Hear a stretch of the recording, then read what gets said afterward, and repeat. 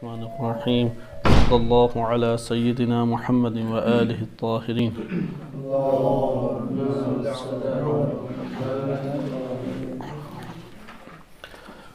الکافی سے امام مہدی علیہ السلام کے موضوع پہ احادیث آپ کی خدمت میں پیش کی جا رہی تھی۔ کتاب الحجہ میں باب فی الغیبہ کی حدیث نمبر 19، جس میں امام زمان علیہ السلام کی 2 غیبتوں کا تذکرہ تھا، اور غیبت طولانی اور غیبت جو مختصر دور کی ہے اس کو بیان کیا گیا، اور خواص موالی اور شیعوں کی ملاقات کا اس میں، یا جہاں پہ امام ہیں اس جگہ کا وہاں پہ تذکرہ وارد ہوا ہے۔ امام زمان علیہ السلام ان سے غیبت صغرا میں یقینی طور پہ جو افراد رابطے میں تھے وہ 4 شخصیات ہیں۔ ان میں پہلی شخصیت ہے عثمان بن سعید عمری رضی اللہ عنہ، وہ محمد بن عثمان انہی کے فرزند ہیں۔ پھر حسین بن روح نوبختی، اور تیسرے ہیں علی بن محمد ساموری۔ یہ 4 نائبین کہ اکثر بیشتر ہمارے علماء اس کے اوپر اتفاق رکھتے ہیں کہ یہ امام زمان علیہ السلام سے رابطے میں تھے۔ آیا امام مہدی علیہ السلام کی زیارت کا شرف انہیں حاصل ہوا یا نہیں ہوا، یا جہاں امام ہوتے تھے وہ جگہ معلوم ہے یا معلوم نہیں ہے؟ تو ہمارے پاس ایسے قرائن موجود ہیں روایات میں کہ جس سے یہ معلوم ہوتا ہے کہ ان شخصیات کو زیارت کا شرف حاصل ہوا، اور انہیں جگہ پتہ تھی کہ کہاں پہ امام زمان علیہ السلام مثلا ابھی زندگی بسر کر رہے ہیں یا موجود ہیں۔ لیکن اگر سندی تحقیقات کے ذریعے سے آئیں تو یہ بات تو مسلم ہے کہ یہ رابطے میں تھے، اس رابطے کی نوعیت ہمارے لیے آشکار نہیں ہے۔ ایک مرتبہ انسان حالات زندگی کو جب پڑھتا ہے تو اس سے ایک اندازہ ہو جاتا ہے انسان کو، لیکن اگر ہم زبردستی صرف سند ہی کے اوپر آئیں اور سند میں راویوں کے ثقہ ہونے کی بات کریں، اور اس سے جو ہمیں خبر ملے صرف اتنی مقدار کو ہی ہم قبول کریں، تو ہم پھر حد اقل یہ کہیں گے کہ امام علیہ السلام ان سے رابطے میں تھے، ان تک توقیات ملتی تھیں اور وہ امت تک پہنچاتے تھے، یا امام کے فرامین کے مطابق یہ شخصیات عمل کرتے تھے۔ اب اس رابطے کی نوعیت کیا تھی؟ ہر 2 ہو سکتی ہیں۔ ممکن ہے ان تک توقیات پہنچائی جاتی ہوں، اور یہ بھی ہو سکتا ہے کہ ممکن ہے کہ ان تک خود وہ توقی امام سے وصول کرتے ہوں، وہ عام صورت ہو سکتی ہے۔ لیکن قرائن دیگر پھر ہمارے پاس آ جاتے ہیں جس سے اندازہ ہوتا ہے کہ نہیں، وہ خود زیارت بھی کیا کرتے تھے اور وہ توقیات خود ان سے وصول کرتے تھے۔ بالخصوص پہلے 2 نائبین کا تو بہت واضح ہے کہ انہوں نے زیارت بھی کی، جیسا کہ جناب عثمان بن سعید الکافی کی صحیح سند روایت ہم پڑھ چکے ہیں کہ اس میں وہ بیان کرتے ہیں کہ امام علیہ السلام کی انہوں نے زیارت کی۔ طویل روایت ہے، یعنی ایک واقعے پہ مشتمل ہے کہ جس میں یہ اجلہ اور بڑی بڑی شخصیات اس دور کی اکٹھی ہوئیں، اور انہوں نے عثمان بن سعید سے سوال کیا، تو جناب عثمان بن سعید نے اقرار کیا کہ میں نے ان کی زیارت کی ہے، اور ان کے حلیہ مبارک بالکل ویسا ہی ہے جیسا امام عسکری علیہ السلام، یعنی جسمانی ساخت اور اس طریقے سے وہ ویسی ہی ہے جیسے امام عسکری علیہ السلام کی تھی۔ تو یہ ہمارے پاس ایسے قوائف موجود ہیں۔ یہ بات اس لیے کہنے کی ضرورت پیش آئی کہ بعض اوقات شبہات کی صورت میں یہ آج کے دور میں عربی زبان، فارسی زبان میں شائع کیے جاتے ہیں کہ آیا نواب اربعہ نے امام علیہ السلام کی زیارت کی یا نہیں کی۔ تو یہاں پہ ہمارے پاس صحیح سند روایات ہیں کہ انہوں نے زیارت کی، یا کم سے کم پہلے 2 نائبین کے بارے میں ہمارے پاس یقینی ثقہ روایات موجود ہیں۔ ہم دوسرے نائب کے بارے میں حالات زندگی پڑھ رہے تھے، اور ایک نو ہم نے اس مسئلے کو ختم کیا، یعنی دوسرے نائب کی جو زندگانی ہے محمد بن عثمان عمری۔ غیبت طوسی سے وہ حصہ ہم نے پڑھا کہ جو ان کی شخصیت پر مشتمل ہے۔ جناب محمد بن عثمان سعید عمری کے گزشتہ درس میں ان کی وفات کا آپ کی خدمت میں تذکرہ بیان کیا گیا تھا، جو الغیبہ میں وارد ہوا شیخ طوسی رحمۃ اللہ علیہ کی۔ اگر ہم یہ دیکھنا چاہیں کہ انہوں نے یہ دور مثلا 35 سالہ دور ہے یا باپ بیٹا دونوں کا دور ملا کے تقریباً 40 سالہ دور ہے، بعض میں 55 سال بھی کہے ہیں، لیکن اگر ہم 260 ہجری کو قبول کریں اور 305 ہجری میں وفات کو قبول کریں محمد بن عثمان بن سعید عمری کی، تو یہ 45 سال بنتے ہیں۔ تو اس 45 سال میں 5 سال اگر ہم یہ کہیں گے، کیونکہ وارد ہوا ہے کہ 265 ہجری میں پہلے نائب کی وفات ہو گئی، تو اس کا یہ مطلب ہے کہ 40 سال تقریباً وہ نیابت کے عہدے کے اوپر فائز رہے۔ لیکن اس دور میں انہوں نے کس طرح سے نیابت کی، یہ بہت اہم چیز ہے۔ کس طریقے سے انہوں نے ان امور کو منظم کیا، ان امور کو چلایا۔ ایک روایت وارد ہوئی ہے کمال الدین میں، اور اس میں ان اکثر بیشتر وکلاء کا تذکرہ وارد ہوا ہے کہ جو امام زمان علیہ السلام کے وکیل شمار ہوتے تھے اور مختلف علاقوں میں وہ موجود تھے۔ ہم انشاءاللہ یہ 4 نائبین کا تذکرہ ختم ہو جائے تو ہم اس روایت کی طرف پلٹیں گے، یعنی کوشش ہے کہ ان 2 مرحلوں میں ہم ایسے واقعات پڑھ لیں کہ جو مستند کتابوں میں ہیں اور علماء کی خصوصی پیش نظر ہیں وکالت کے باب سے۔ خود وکالت ایک تفصیلی موضوع ہے، اس میں وثاقت کا ہونا یا نہ ہونا، اس کے اوپر مختصر گفتگو ہماری ہو چکی ہے۔ مثلا روایت جو ہم پڑھ رہے ہیں اس کے 2 حصے ہیں۔ ایک ہے کہ جب مختصر غیبت ہوگی تو اس وقت بھی خاص شیعہ ان کی مکان اور جگہ اور محل کو جانتے تھے، اور جب غیبت کبریٰ طولانی غیبت ہے تو اس روایت کے مطابق امام علیہ السلام کے خاص موالی ہیں کہ جو ان کی جگہ کو جانتے ہیں، خاص موالی۔ ہم ابھی پہلے حصے کو دیکھ رہے ہیں، مختصر جو غیبت ہے، اس میں 4 نائبین بہت اہمیت رکھتے ہیں، کیونکہ یہ جو 4 نائبین ہیں یہ امام زمان علیہ السلام کی نظام نیابت کی بنیاد شمار ہوتے ہیں، اور ان کی جلالت، عظمت اور قدر بہت بلند ہے کہ اتنی بڑی بڑی شخصیات ہیں وہ ان کے سامنے انتہائی تواضع کے ساتھ پیش آتی ہیں، اس سے ان کی قدر و منزلت پتہ لگ جاتی ہے۔ محمد بن عثمان بن سعید عمری نے امور نیابت کو کیسے چلایا؟ اچھا، یہاں پہ یہ گمان نہ ہو کہ دیگر وکلاء اصلاً نہیں تھے، جیسے قاسم بن علا حمدانی بڑی ایک معروف شخصیت گزرے ہیں، آذربائیجان کے وہ وکیل تھے۔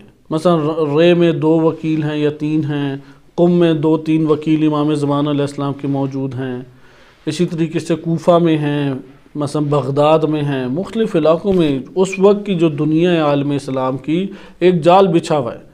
ہم تک سب وکیلوں کی خبر نہیں پہنچی، لیکن تقریباً یہ کہہ سکتے ہیں کہ 17-18 کے قریب نام مل جاتے ہیں، 17-18 افراد کے نام مل جاتے ہیں کہ جو جلیل القدر تھے، وکیل کے اعتبار سے وہ منتقل تھے، اور بعض ایسے وکلاء تھے کہ جن کے اوپر لعن کی توقیع وہ وارد ہوئی، کہ جیسے اب ہم محمد حسین بن روح نوبختی کو پڑھیں گے تو اس میں ہمارے لیے حالات کھلیں گے۔ لیکن 1-2 واقعات محمد بن عثمان بن سعید عمری کا تفصیلی ہم جائزہ مزید لے سکتے ہیں، لیکن ادھر یہ اختتام کرتے ہیں۔ یعنی ہم یہ جائزہ اب لے سکتے ہیں کہ ان سے جو روایات وارد ہوئی ہیں، جو دعائیں وارد ہوئی ہیں، اس کے تناظر میں ان کی شخصیت کیسے ابھرتی ہے۔ ایک دفعہ تو ہم نے براہ راست ان کے بارے میں روایات پڑھی، ایک مرتبہ یہ ہے کہ ان سے جو کلام وارد ہوا ہے اس پہ دقت کر کے ان کی شخصیت کا جائزہ لیں، کیونکہ بعض اوقات جو کلام ہے وہ بھی راوی کی شخصیت کو آشکار کرتا ہے۔ مثال کے طور پہ دعائے کمیل جناب کمیل سے وارد ہوئی ہے، تو دعائے کمیل کے مضامین سے یہ پتہ لگتا ہے کہ جناب کمیل کی شخصیت اس اعتبار سے ایک قداور شخصیت تھی۔ مثلا ایک شخص امام کے پاس آتا ہے، امام اسے ایک مختصر سی دعا دے دیتے ہیں، سادہ سے، رزق میں اضافہ ہو تمہاری، اللہ تعالیٰ تمہیں صحت و سلامتی مثلاً عطا کرے، عطا فرمائے، یا جس میں صحت اور رزق اور اس طرح کے چند امور کا تذکرہ ہے۔ ایک دفعہ ہے کہ جو عرفانی مبانی کے اعتبار سے دقیق مطالب شمار ہوتے ہیں اس کا تذکرہ ہے۔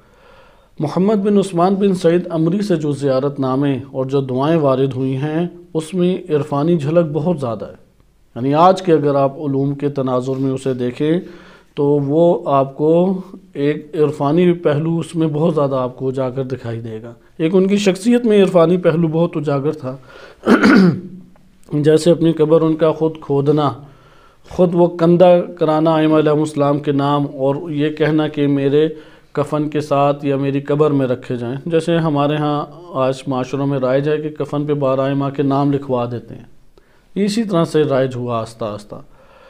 تو یہ خود ایک نوع ان کے تقوی اور بلند منزلت کی علامت ہے۔ آپ کے سامنے اس لیے میں چند چیزیں اس میں پڑھ دیتا ہوں اور اس سے ہمیں اندازہ ہوگا کہ جناب ایک تو یہ اندازہ ہوگا کہ کس نوعیت کی توقیات پہنچی۔ اب وہ دعاؤں کی طرف ہم نہیں آئیں گے، اس میں کلام ہمارا طویل ہو جائے گا، لیکن صرف یہ اشارہ کرنا مقصود تھا کہ یہ پہلو اپنے ذہن میں رکھیں کہ مواد جو متن مضمون خبر ہمارے پاس حاصل ہوتا ہے اس سے اس شخصیت کی بھی ایک عکاسی ہوتی ہے، اور اس کے تناظر میں ترجمانی یعنی وہ مواد علمی و ترجمانی اس شخصیت کی کرتا ہے۔ غیبت طوسی میں توقیات کے اوپر باقاعدہ ایک باب ہے۔ یہ باب سب سے پہلے قائم کیا شیخ صدوق رحمۃ اللہ علیہ نے کمال الدین میں۔ شیخ طوسی 460 ہجری میں وفات ہے اور شیخ صدوق کی 381 ہجری میں وفات ہے، تقریباً 80 سال قبل ان کی وفات ہے شیخ طوسی کی وفات سے۔ لیکن کمال الدین پورے معاشرے میں رائج کتاب تھی، اس لیے کمال الدین کے مطالب بھی شیخ طوسی کے مد نظر تھے۔ ہمارے پاس یہی دو معتبر کتابیں ہیں جن میں توقیات وارد ہوئی ہیں، ایک کمال الدین ہے اور دوسری غیبت طوسی ہے۔ غیبت طوسی میں روایت اس طریقے سے ہے کہ شیخ یعقوب کلینی رحمۃ اللہ علیہ نقل کرتے ہیں اسحاق بن یعقوب سے، اور اسحاق بن یعقوب کہتے ہیں کہ سألت محمد بن عثمان العمری رحمہ اللہ، میں نے محمد بن عثمان عمری سے سوال کیا ان یوصل لی کتابا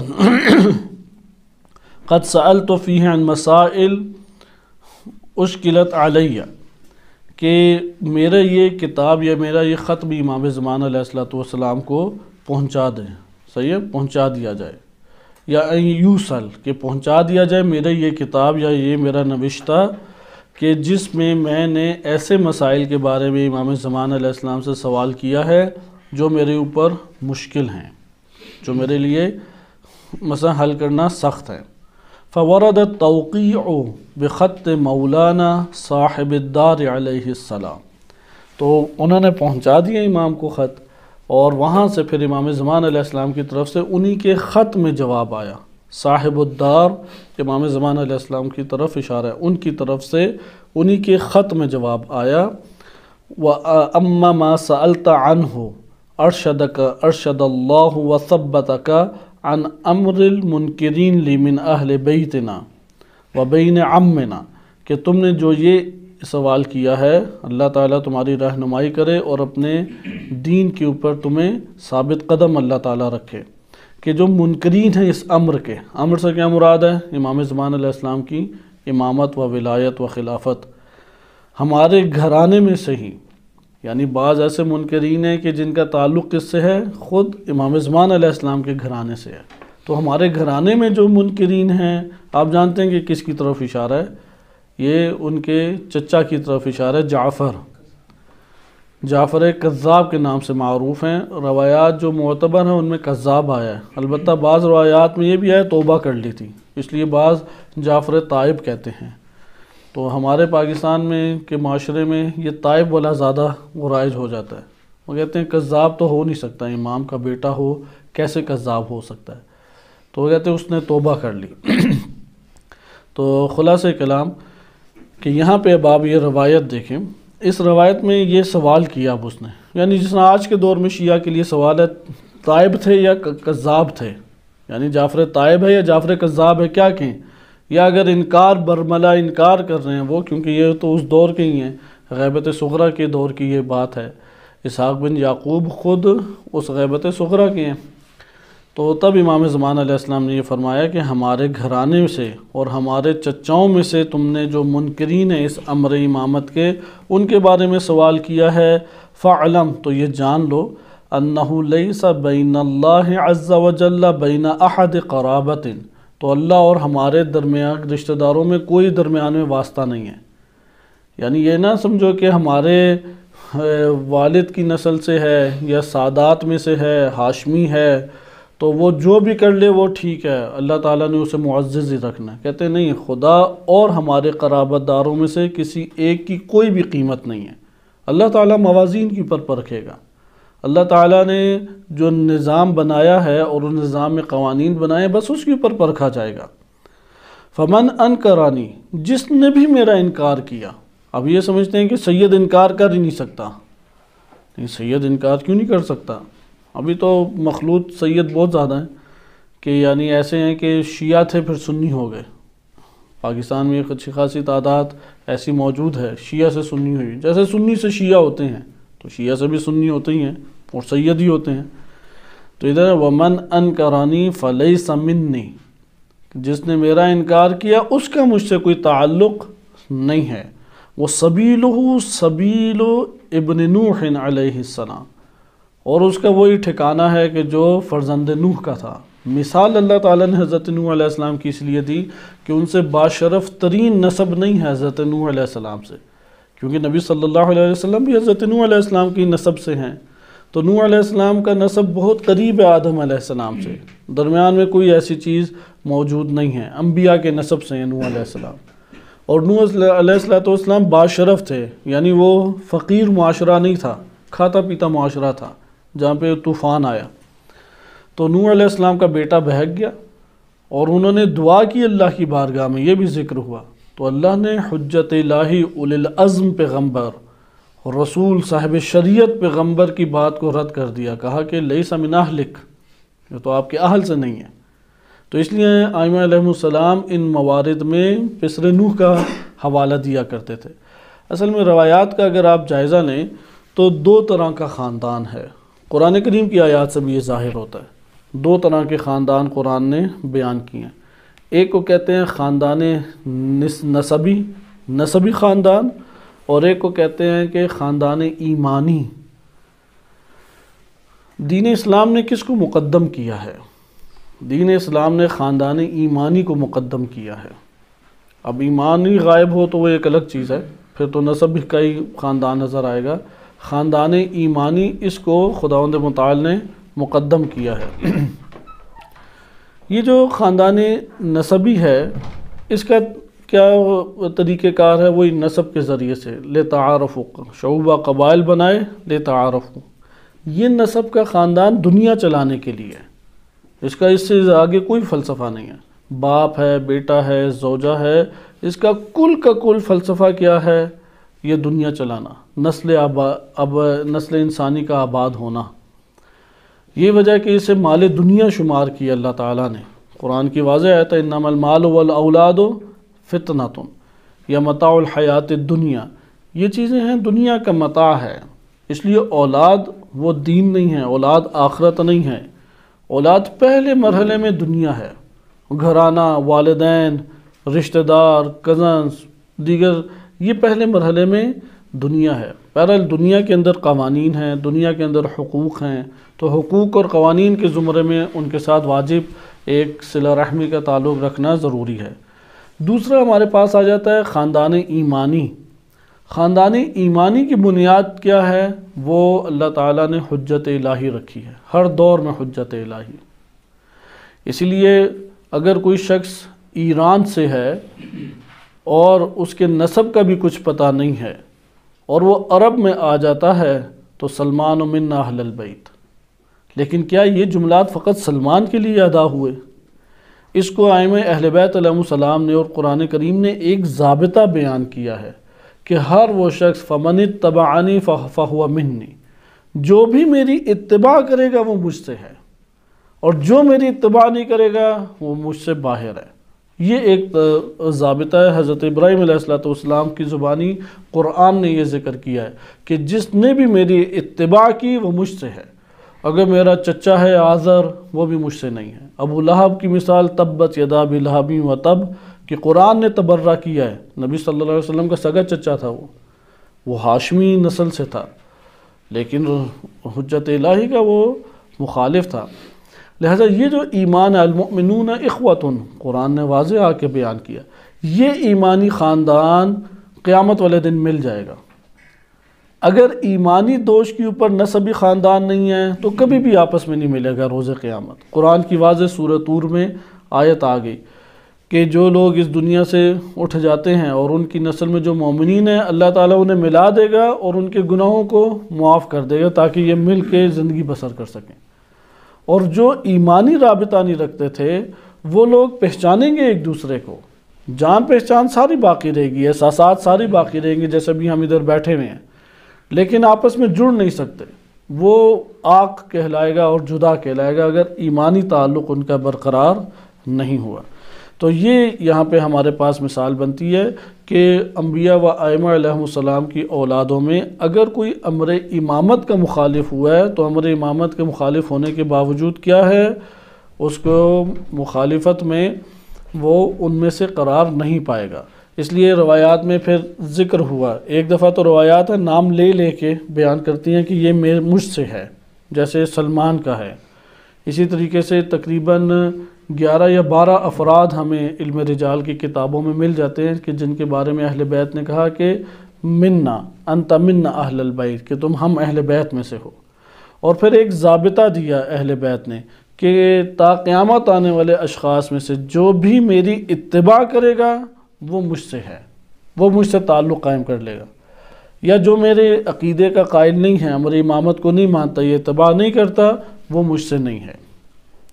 تو یہاں پہ بھی یہی ہے، وَأَمَّا سَبِيلِ عَمِّي، اس کے بعد بیان کرتے ہیں اپنے چچا کے بارے میں توقی میں اما سبیل عمی، جہاں تک میرے چچا کی بات ہے، جعفر وولدہ اور ان کے بچوں کی بات ہے، فسبیل اخوۃ یوسف علی نبینا وآلہ وعلیہ السلام، تو اس کی راہ وہی ہے کہ جو یوسف کے بھائیوں کی تھی کہ ہمارے نبی اور ان کی آل کے اوپر اور حضرت یوسف کے اوپر سلام ہو۔ یہاں پہ ہمیں پتہ لگا کہ یوسف علیہ السلام کے بھائیوں سے تشبیہ دی ہے کہ یعنی یہ مخالف ہیں، لیکن کون سے مرحلے میں؟ کیونکہ تشبیہ ہے، یہ ایسا نہیں ہے کہ کاملاً وہی بھائی ہیں، یہ بھی بات صحیح نہیں ہے، کیونکہ تشبیہ ہمیشہ ایک جہت سے ہوتی ہے۔ مثلا آپ کہتے ہیں کہ میرا بیٹا جو ہے وہ چاند ہے، صحیح ہے، چاند کی مانند ہے، تو اب آپ یہ نہیں کہیں گے یہ بے جان ہے، یہ بے روح ہے، بلکہ آپ کہیں گے کہ اندھیروں میں جس طرح وہ چمکتا ہے، مجھے اس تمام انسانی مخلوق میں وہ سب سے زیادہ عزیز دکھائی دیتا ہے۔ یہاں پہ اس کے حسن یا آپ کی نظر میں اس کے جمال کا تذکرہ ہے۔ ادھر بھی امام علیہ السلام نے بیان سنا ہے کہ وہ اخوت یوسف کی مانند ہے، ان کی یعنی وہی ان کا حال ہے جو یوسف کے بھائیوں کا حال تھا۔ لیکن یوسف علیہ السلام کے بھائیوں کے 2 مرحلے ہیں۔ ایک مرحلہ ہے کہ وہ امر امامت میں لوٹ آئے، ان کی امر خلافت اور امر نبوت کو انہوں نے قبول کر لیا، اور ایک ہے اس سے پہلے دشمن۔ یہاں پہ کون سا مرحلہ بیان کیا گیا؟ کیونکہ اگر یہاں پہ مرحلہ بیان کیا گیا ہوتا کہ وہ بعد میں یوسف علیہ السلام کے بھائیوں کی طرح ایمان لے آئے تو پھر یہ بات نہ کی جاتی، مومن کہا جاتا۔ اس لیے اس سے پہلے وہ جو جس طرح انہوں نے بتایا کہ ان کے اپنے سگے بھائی تھے، ان بھائیوں نے یعنی ایک باپ سے اولاد تھی، ان بھائیوں نے جس طریقے سے یوسف سے دشمنی کی اور ان کے اوپر جفا اور ستم کو برپا کیا، اسی طرح سے میرے چچا اور ان کی اولاد کا حال ہے کہ انہوں نے میرے اوپر ستم کیا ہے۔ یہ پھر آگے روایت آگے جو توقی ہے یہ تھوڑی طولانی توقی ہے، اور اسی میں یہ والی روایت آتی ہے امام علیہ السلام کا جملہ جو آپ اکثر سنتے ہیں کہ وَأَمَّا الْحَوَادِثُ الْوَاقِعَةُ فَارْجِعُوا فِيهَا إِلَىٰ رُوَاةِ حَدِيثِنَا، کہ جب بڑے بڑے مسائل تمہیں درپیش آئیں تو تم ہماری حدیثوں کے بیان کرنے والوں کی طرف رجوع کرو۔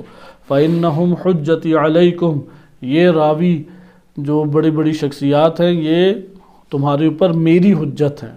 یعنی آج ہم کہہ سکتے ہیں ولی فقیہ یا مرج تقلید کہ ان کو کہ یہ امام زمان علیہ السلام کی حجت ہیں۔ وَأَنَا حُجَّةُ اللَّهِ عَلَيْهِمْ، اور میں ان کے اوپر یا علیکم ان تم لوگوں کے اوپر حجت ہوں۔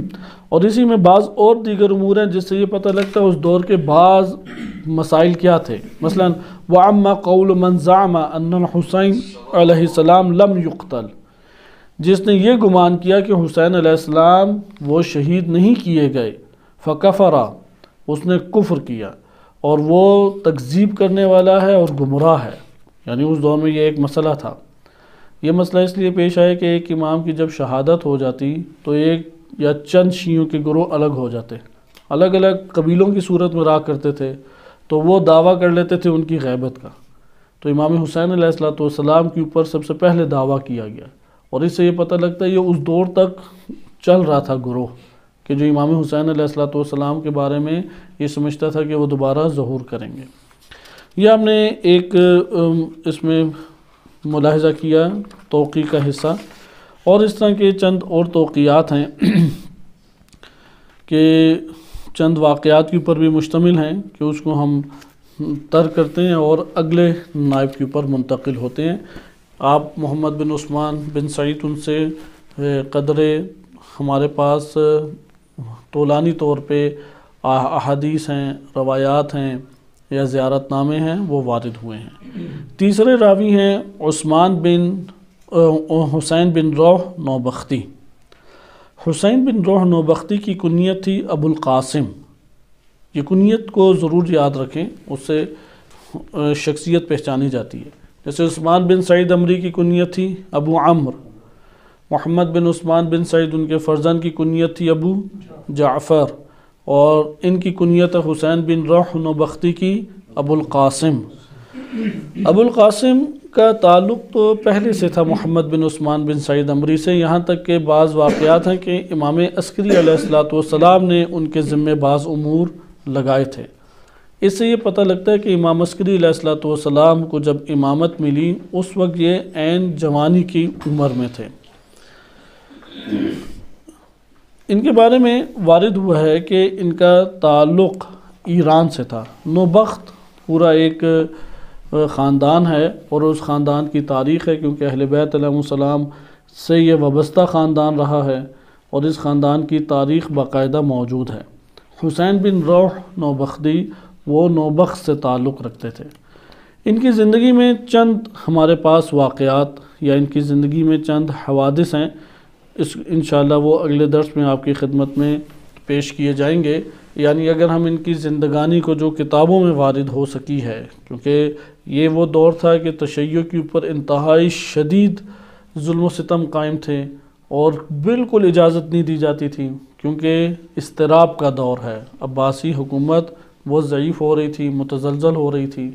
دنیا میں کہیں پہ بھی کوئی ریاست جب ضعیف اور متزلزل ہو جائے تو وہاں پہ زندگی بسر کرنا مشکل ہوتا ہے، جان کے خطرات بڑھ جاتے ہیں۔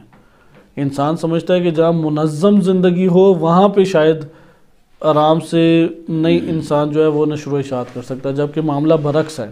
اور اس کی تازہ مثال، کیونکہ ہم لوگوں کے دور میں دنیا کھل چکی ہے، آپ مثلا افغانستان میں آرام سے علم و تعلم کا سلسلہ جاری کر سکتے ہیں، یا بالفرض یورپ میں۔ آپ کے لیے افغانستان مشکل ہے، حالانکہ یورپ غیر مسلم ملک ہے۔ عراق میں آپ کے لیے زیادہ آسان ہے، یا مثال کے طور پہ یورپ میں آپ دیکھیں گے کہ یورپ میں آپ کے لیے ادارہ بنانا آسان ہے، حالانکہ ان کے مذہب کے مطابق نہیں ہے، حتیٰ کہ سیاسی اعتبار سے ادارے ادھر بنے ہوئے ہیں، کیونکہ جب ایک ریاست محکم ہوتی ہے تو وہ قوانین کے مطابق چلتی ہے۔ جب ایک ریاست ضعیف اور متزلزل ہونے لگ جائے تو اس کا کام ہی پکڑ دکڑ اور مارنا ہوتا ہے، وہ اس کے علاوہ نہیں چلتی۔ تو یہی حال عباسی حکمرانوں کا تھا کہ مامون کے بعد رفتہ رفتہ یہ ضعیف ہونے شروع ہوئی، اس لیے غیبت صغریٰ کا دور انتہائی شدید دور ایک نو کہلاتا ہے۔ اور یہ محققین نے لکھا کہ امام صادق علیہ السلام کے بعد شدید ترین تقیہ کا دور 2 صدی تقریباً جاری رہا، 2 صدی، یعنی تیسری پوری صدی اور تقریباً چوتھی صدی، یہ تقیہ کا ایک نو دور تھا۔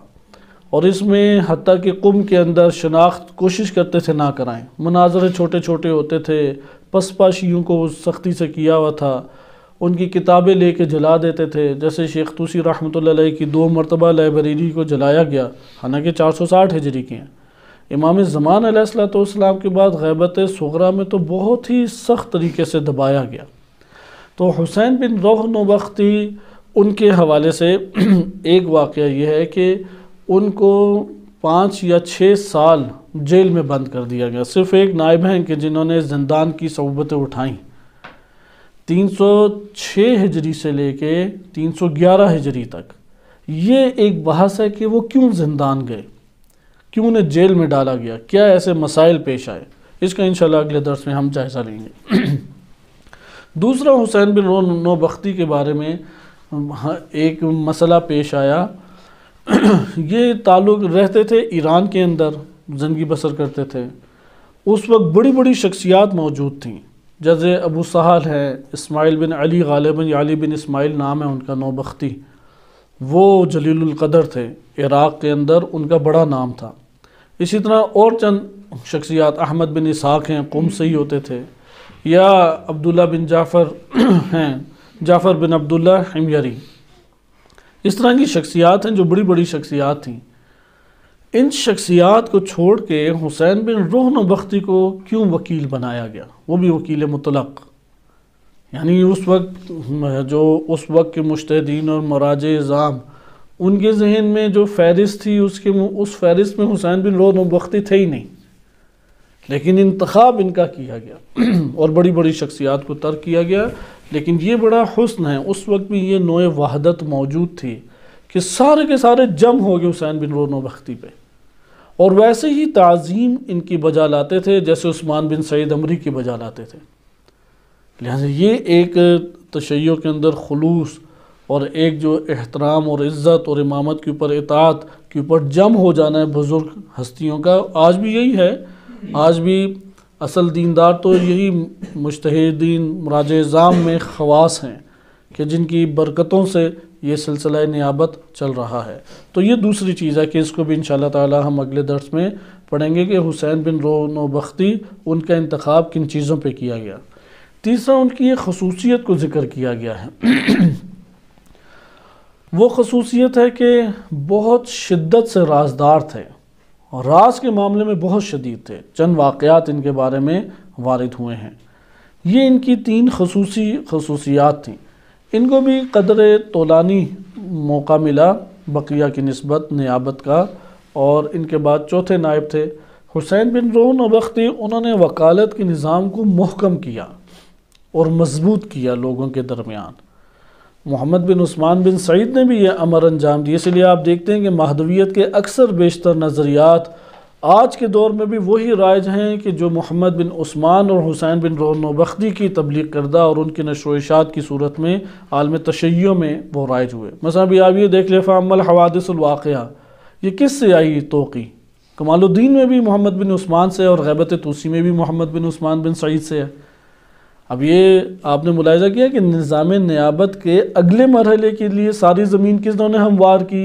یہ انہی 4 نائبین نے ہموار کی۔ پہلے نائب تو چلو 5-6 سالوں میں ہی ان کی وفات ہو گئی، بقیہ نے اگلے مرحلے کی نیابت کی راہیں ہموار کی، نظام کو محکم کیا، امام زمان علیہ السلام کے بارے میں حقیقی تصورات تشیع کے اندر پیش کیے، اور امر امامت کو ابھارا۔ امر امامت بہت مہم ہے، یہ ہمیشہ ذہن نشین رکھیں۔ ہم تبلیغات کرتے ہیں، ہم عموماً تقاریر کرتے ہیں، امر امامت کو بیان، خود امامت کیا ہے؟ یہ ایک بحرانی حالت ہمارے ہاں معاشروں میں قائم ہے کہ امر امامت میں گفتگو نہیں ہے، اس کے ان لوازمات یا ان ذیلی عناوین کی اوپر بہت گفتگو ہے کہ جس سے دنیا حاصل ہو جاتی ہے، کیونکہ ایک عام بندہ وہ دنیا کی طرف ہی بھاگتا ہے، تو آپ اس کو دنیا ادھر دکھا دیں وہ ادھر آ جائے گا۔ یہ طریقہ کار کوئی بہت خوشائند طریقہ کار نہیں ہے۔ ایک حد تک ضروری ہے کہ جہاں پہ بشارت دینی ہے، آخر انذار کے ساتھ ساتھ بشیر کا بھی تصور آیا ہے، لیکن اصل یہ ہے کہ امر امامت کی وجہ سے کھینچ کے لائیں، عدل و انصاف کی تمنا اور امید برپا کر کے کھینچ کے لائیں، تقدس اور تعظیم کو یا محبت کے عنوان سے کھینچ کے اہل بیت کی طرف لائیں، نہ کہ دنیا کے اعتبار سے۔ یعنی اولاد بھی ادھر سے لے لو، رزق بھی ادھر سے لے لو، بیماریوں میں شفا بھی ادھر سے لے لو، اب وہ تو سارے دوڑ کے ادھر ہی آئیں گے۔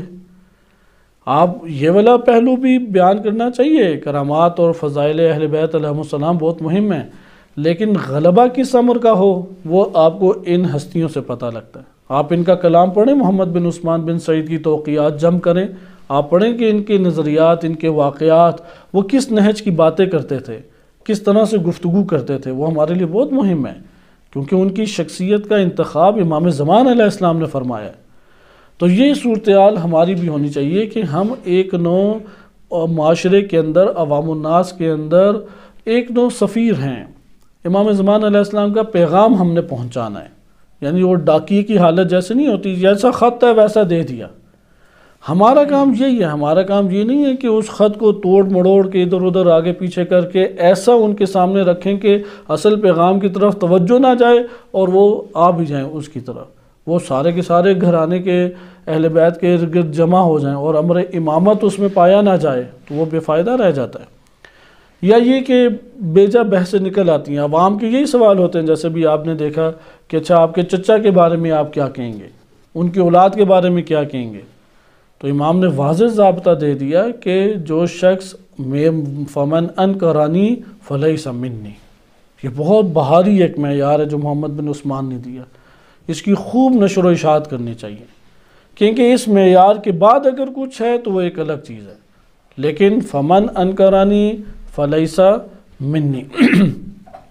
انشاءاللہ تعالی یہ تین پہلو ہم اس میں ملاحظہ کریں گے اور اگلے نائب کے حالات اگلے درس میں پڑھیں گے۔ صلی اللہ علی سیدنا محمد وآلہ الطاہرین۔